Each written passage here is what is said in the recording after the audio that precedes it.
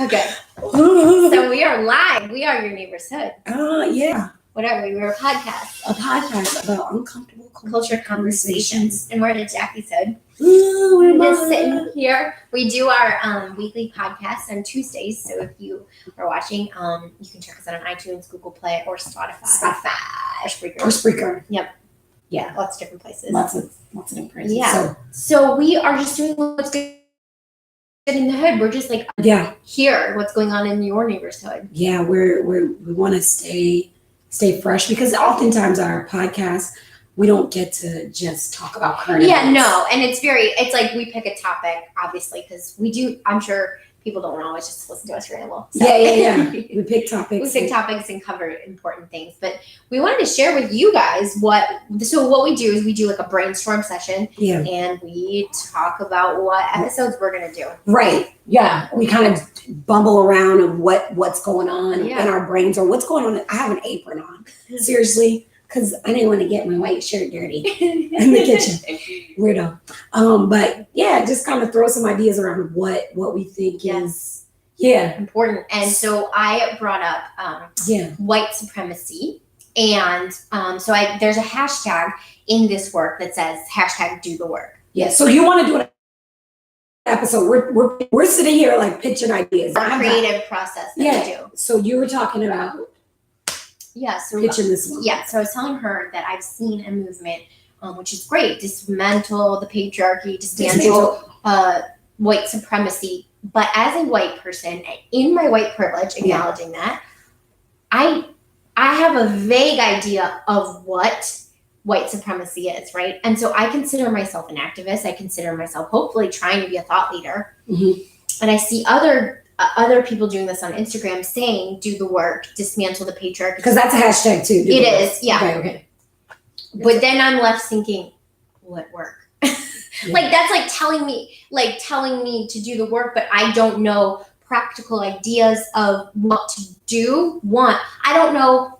I don't necessarily know what white supremacy. I know what white supremacy is. I don't know where it physically lays in my community. Makes sense? Kind of. Where does white supremacy show up in my neighborhood? Where is it? What is, if I hear you correctly, you're saying, where do I find white supremacy? And then what work do I do? What work can I do to dismantle it? Yeah. Does that make sense? It makes sense. I think a lot of white people, we have white privilege, we don't understand where it's at, and we can't fully articulate it. Are you saying the privilege is so strong? Yeah. You can't. Absolutely. No, I'm I'm uncomfortable saying that. But like, because, so this is spawned out of having conversations with friends and family who are like, okay, that's great. Like, sure, we don't like white supremacy, but where is it? What is it? Yeah. Where is it even locally? Because we are very passionate about civics. Mm-hmm. And so is it electing more women of color or people of color? The work. What is the work? I get that. Because you're very practical too. Do one thing. Is doing the work. Because I, like you, have followed some and you're actually at her advisement. Yeah. I started following certain activists. Right. And trying to see what they are saying because we want to make sure that there is what one thing actually is and that we are educating in a way or even having conversations in a way that it's forward moving. Yeah. And sometimes it's even too strong for me or not clear. It's very very white people figure it out. Yes. And white people Google it. And I am uncomfortable with that because I have a journalism background. So who are my sources? What am I reading? Where am I going? Mm-hmm. You know what I'm saying? And I'm not putting any onus on any activist. I'm just speaking for myself and this work that we do. Yeah. I don't think I can lead people through this movement without doing some homework. True. You know what I mean? True. And giving people, because like people have asked me like, well, I understand how do I undo racism? Where do I go? What do I do?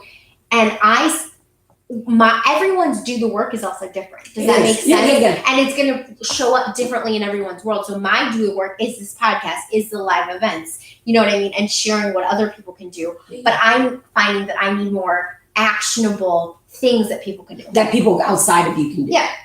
Yeah, and that white people can see where white supremacy lies. Right. It's very easy to say we have these systems in place, again, journalist brain goes, what systems? Okay. I mean, seriously, I don't know. So then what I would say is that part of the system are the institutions, right? Mhm.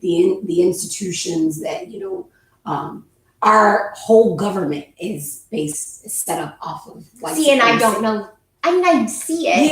Yeah, I see it You don't. because I mean, you may not see it. I mean, I think there's ways to see it. I think Right. there are ways to see it. But we are definitely in the business of in your own backyard. Yes. And so I think it's a matter of digging and seeing it in your own backyard. Yes. We can see where And it is in how you- our backyard. And how do you do that? How Does do that you do make sense? That makes sense.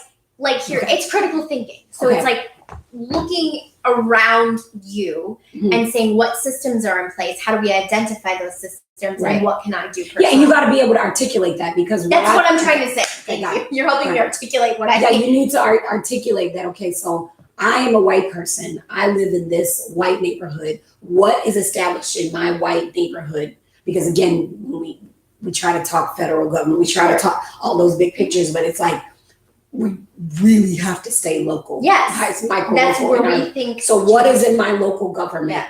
that is in place that keeps white supremacy strong? The city, but you just talked about how you were working in a particular city Mhm. and everything was white Yeah. male. Right. And there was really a lot of the spaces, Leadership. all of the leadership. Okay, that's what, it's not that non-white people are not smart enough to do those Right. things. It's not that they are not capable to do those things. Right. It's that they have not been afforded the opportunity to be in those spaces. So how can you And as a white person in that And I wasn't community aware of it. get more people that are non-white in those spaces? And Non-white Christian, I hate to say that because it is also a religious side of things absolutely. too. That there's a valuing of other Diversity. yes. And there's also the importance of communicating that message because unfortunately, I don't think we're there yet. I don't think a lot of spaces even understand the value in having a diverse population. Yeah. Does that make sense? Yeah, no, And because so I they don't see need it- to. Why do- Exactly. So I'm saying I want to share because I get it and I'm seeing it and I'm Mhm. living it. So I'd like to articulate it better Yeah, and that makes share it. sense. Does that make sense? Yeah. So So that's an episode I'd like to do. I'd like to dig into that. Yeah. I like to dig into that. And that even, you know what? It's so funny you said that because it ties into what I wanted to pitch. Oh, cool. This morning I was watching CBS The Morning, Mm-hmm. and there's a group of kids that are suing the Detroit public schools. Wow. Not the public schools are suing the I think the city Really? for the right to literacy. They felt like that they were systemically Mm-hmm. deprived of Wow. educate. Girl, let me just pull it up Yeah. because what makes it real cool, not even cool, is that they have a new superintendent who's only been there for a year, who flat out was like, yes, their ethnic background and their social economic status were deprived of a good education. So you've got high schoolers that are reading at a first to third grade level. Wow. That it was because they are using the same textbooks that some of the teachers had when the teachers were in school there. So like Bill Clinton was still the president in some of the textbooks. So they're suing. And let me make sure I get my facts right. I saw it this morning. I was That's like, so oh man, interesting. that is a fight back. And I'm so So that's proud of white supremacy. that is, girl, There you go. hold on. So Detroit, and it's so cool because one kid is now in Florida. He's one of the original people on the class action lawsuit. And he's in community college and he's like, I'm sitting here feeling dumb. Like I feel dumb, but I know I'm not dumb. It was because I was not taught much of anything. Trying to catch up. And the superintendent, who's a white guy, echoed that. But I don't know what you think about them Wow. suing for the right to literacy. Is it a constitutional right to gain a good education? I don't know. That's a man. I mean, part of me, it's like I feel I can see both sides of it. You know what I mean? It seems like They sued the state of Michigan. wow. Yep. In Detroit. So, yep. But it goes back to the question of why were those books so bad? Why was the education so bad? Was it a system that was truly trying to keep people of color down? Why or were was they? it just lack of funding? I don't know. So what we do know, another institution is deprivation of resources. Okay. So if you take a neighborhood and you deprive them of resources, you on your thumb. Right. Does that make sense? Absolutely. So But this is my question. Is it that insidious? I don't know. There's my ignorance. But because part of my white privilege allows me to not have to think about it. And then two, I can't, that seems so out of reach to me. That seems so crazy to me. So only 10% of the students were at grade level. Wow. For reading. So and to me, I'm like, okay, it's lack of funding, but it can't be. Because the school system was essentially bankrupt. Wow. And here it was. The system was bankrupt, and it was being run by these emergency sort of appointed people by the state. Hold on, wait a minute. Okay, so it was run by these state appointed emergency managers. So the state brought people in because the school system was out of money to manage things, and these people did not provide resources to particular schools. Wow. I think there's like 5 or 6 schools that are on the class action lawsuit. I definitely want to follow this lawsuit. None of the suburban schools have this issue. It's only the schools where there are poor minority students that have this issue. So they're suing the state. I mean, part of me says good for them because it's been years and years of this, and how else would they change anything? Yeah. Their superintendent, I said I was going to try to follow him on whatever he has, because he is a white male who has taken the stance of, I agree. And when you look at the way things are, what other reason do you have for these kids having textbooks where Bill Clinton is the president? I get that was They showed the book. I was like, holy shit. And then we wonder why some systems stay in place. Mm-hmm. But that it all ties together. We're on the same page of that's what I want to dive into, though. Yeah. Like, why are urban schools always, for the most part, most cities performing lower? Why is it in communities? And they're not. It's not because non-white people are dumb. Right. No, that's not the case. You know what I'm saying? No. Like, we know inherently our brains are not smaller, which was a narrative that was tried to.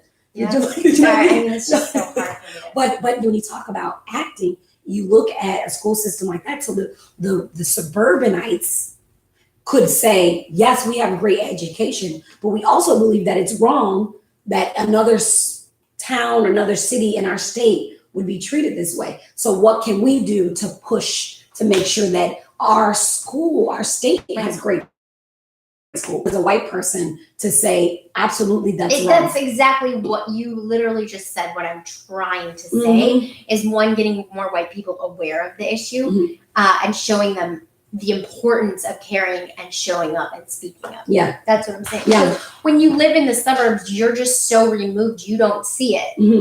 And you don't want to be, and it's not in the sense of you have to come in as a white savior. No, it's not these at kids all. have a class action suit. Right. How can you support that? Right.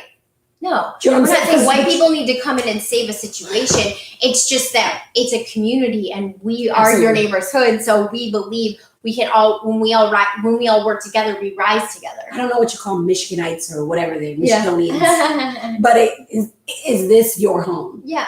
So taking pride in your home and your city. It's not an us versus them. It's a reflection on the whole state. Can I respectfully disagree? It's always an us versus them, because it is, and it's not. I'm not talking white, non-white. Yeah. I'm talking about the people who want progress versus the people who don't want progress.